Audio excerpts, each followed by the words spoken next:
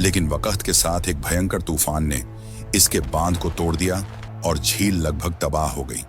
रुद्रदामन गर्व से बताते हैं कि उन्होंने अपने निजी खजाने से पैसा लगाकर इस झील का जीर्णोद्धार करवाया, वो भी अपनी प्रजा पर कोई नया कर लगाए बिना।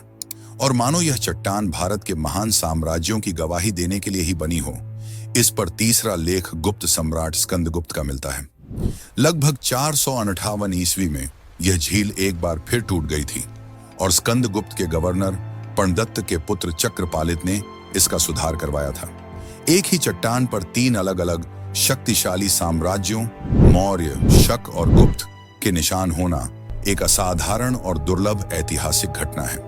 यह चट्टान हमें बताती है कि गिरनार का महत्व किसी एक धर्म या एक दौर तक सीमित नहीं था। यह सदियों से शक्ति, सियासत और संस्कृति का एक बड़ा केंद्र रहा है। अब हम नजर डालते हैं 10,000 सीढ़ियों की चुनौती और गौमुखी गंगा के रहस्यों पर।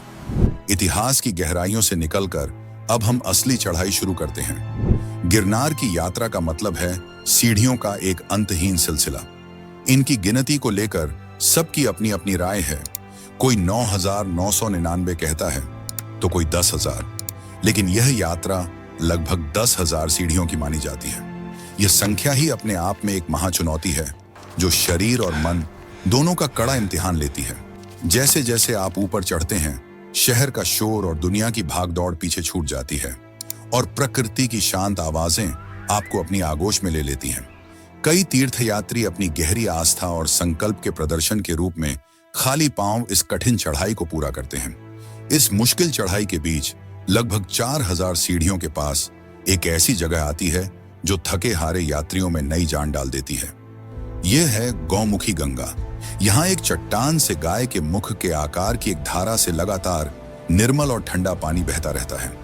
सबसे बड़ा रहस्य यह है कि यह पानी आता कहां से है, इसका स्रोत क्या है, यह आज तक कोई नहीं जान पाया।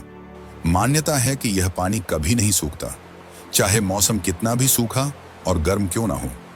तीर्थयात्री इस जल को गंगा जल जितना ही पवित्र मानते हैं और अपने साथ घर ले जाते हैं।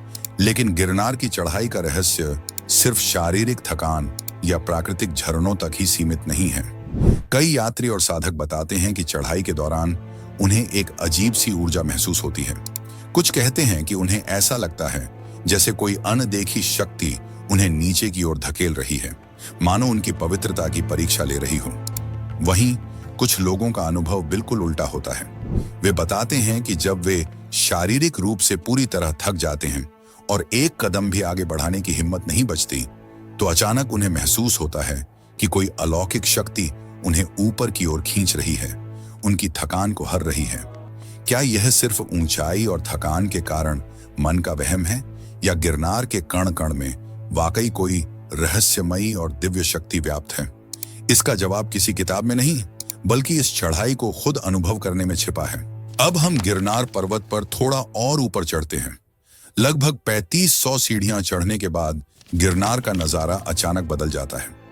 यहां से शुरू होता है जैन मंदिरों का एक अद्भुत शहर जो संगमरमर से बना है और बादलों के बीच बसा हुआ प्रतीत होता है। यह गिरनार का वो अध्याय है जो हमें जैन धर्म की आत्मा से मिलाता है।